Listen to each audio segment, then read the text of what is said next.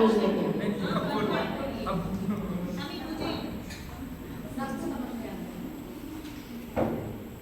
তো এই 31 বছর হয়েছে আমি এখানে এই ডিপার্টমেন্টে চাকরি করছি।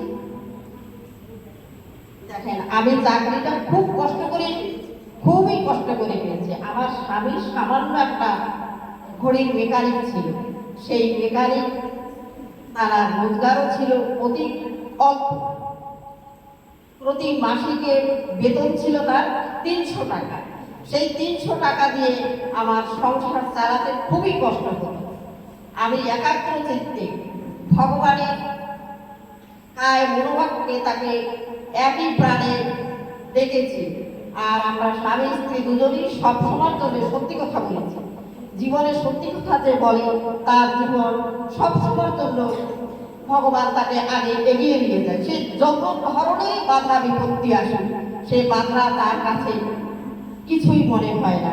তাই আমি আমার জীবন আজ এখানে নিয়ে এসেছি। আর ছেলে